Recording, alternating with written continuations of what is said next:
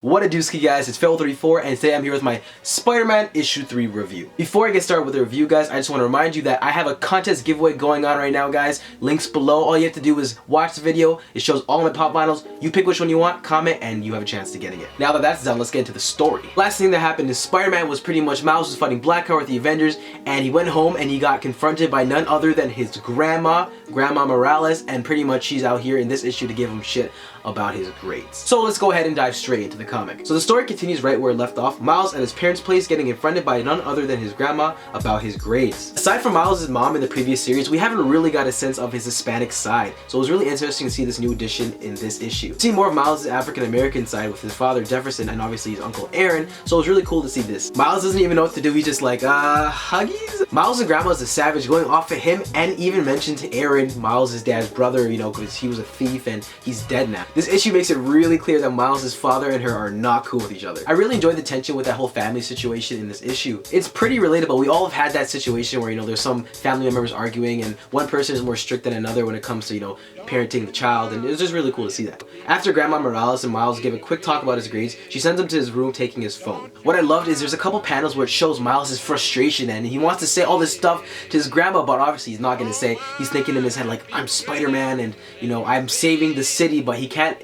He was so frustrated and it was so great to see that. We then go to Miles in his bedroom really annoyed because he doesn't have his phone. He starts daydreaming about being an Avenger and starts stressing like, what if Iron Man calls me? What if Gang tries to call me? And he's very concerned because what if his grandma finds out? We then go to Miles' grandma making accusations that Miles is on drugs and has discovered girls and girls with drugs. I was dying when I was reading this part of the comic. The issues she's bringing up are many things that parents of teenagers think when their grades start slipping, so it was really interesting to see the realistic approach at what they're talking about. And obviously Miles and his dad know that it's not because he's not putting effort into school or he's not smart enough, it's because he's Spider-Man, and it was really cool to see that aspect play out because Jefferson doesn't want to get mad at Miles because he's like, he's doing something good, but his mom and his grandma are in the dark and they don't know, right? So he can't really hop in and save him. Seeing Miles' grandma just go off on him was pretty funny though. Just as Miles' dad's already getting heated about her mentioning his dead brother Aaron, Grandma Morales then calls his other half as to why she's even there. Subtly racist too? Oh my god. Seeing this family drama brew in Miles' life is such an interesting twist because we've never really seen this in his previous comics before, so it's a fresh take on Miles. I think they explored it thoroughly and executed it well in this issue. And one concern that I have with this though is that it doesn't become a regular thing that takes up a bunch of the comic or the next couple story arcs. I hope it's just something that you address now and maybe we'll touch on here and there, but isn't something that takes a lot of time from the story. Because the whole Grandma Morales thing does take about half of this issue. We then cut to a visitor at the door and it is none other than Lana Baumgartner. It is a friend of Miles. And of course Miles' grandma hops in and starts questioning her with these crazy allegations like, what drugs are you on? Are you selling them? Are they uppers, downers?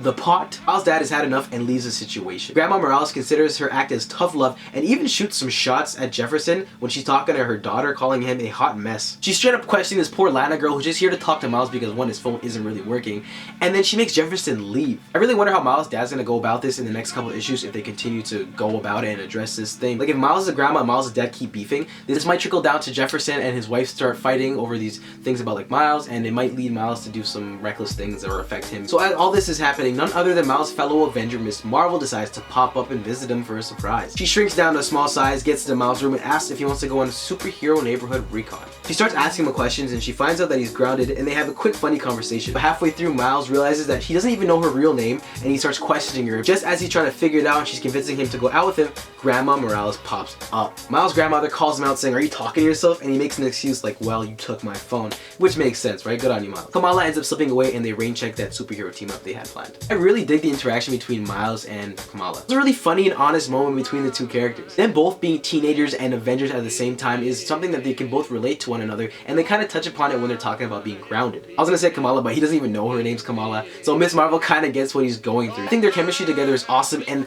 I don't want to just say because it's a guy and girl they're gonna be together or anything, but I can't help but think, you know, when they're looking at each other outside of his room, I couldn't help but think, like, maybe there's something there, like, who knows. I'd be down for a Miles and Miss Marvel couple. We then cut to Black Cat, who gets into a pub looking for Hammerhead. As she's just trying to talk to the guy, a bunch of his goons come up and try and fight her, which is pointless, obviously. She then tells him how she's looking for that new Spider-Man and has put a bounty on him and wants his help. The Black Cat wants Miles dead for some reason, and you know, even Hammerhead addresses that there's way too many Spider people going about, and one was like way too much anyway. I'm kind of interested to see where this is gonna go. They probably put this in at the end of this issue just to, you know, play in for larger story arcs that are gonna happen in the future. I'm not gonna judge it too heavily. I'm interested to see where they're gonna go with Black Cat, and maybe her and Miles gonna fight, maybe they're gonna team up. Who knew? The last part of the comic, we see Miles is back at school. As he's in his classroom, the teacher's asking the kids about what's the difference between a mutant and an inhuman. It turns out the whole reason behind this whole entire thing is there's a new student in the class, and he is one. The mutant that is in the classroom now is Fabio Mendina, aka Golden Balls, as Gang says while he is freaking the heck out. I was really surprised they brought up the whole inhuman and mutant thing in the classroom. I really like that. I almost feel like it's the comic book writers talking to the audience, because a lot of people kind of get confused with the inhuman and mutant thing, because, you know, they're really pushing Inhumans both on TV and in the comic books as a replacement for like the X-Men sort of. No, honestly guys, I've never really heard of Golden Balls or heard his powers. I don't know if he's new or old, not really too sure, but I'm interested to see how that's gonna go in the next issue. Is he gonna team up with Miles? Are they gonna fight each other? Who knows? I'm really looking forward to that. Anyway guys, so that is my Spider-Man issue 3 review slash recap kind of. Overall guys, I enjoyed this issue. It wasn't really grand in the storytelling, but it focused more on Miles' home life and the problems that are revolving around it. We also got a surprise cameo from Miss Marvel, which was pretty cool, and then we also got some future seeds planted with Black Cat, Hammerhead, and this new mutant called Golden Ball. I'm really interested to see how those characters are going to be in the mix going forward for issue 4, 5, and 6. I'm going to go ahead and give this issue an 8 out of 10. If you guys enjoyed this video, don't forget to leave a like and subscribe if you have not already, guys. It really helps me out and I really appreciate it, guys. Thank you so much. But let me know what you guys thought about this comic in the comment section down below. Thank you so much for checking out this video, and I'll see you guys next time.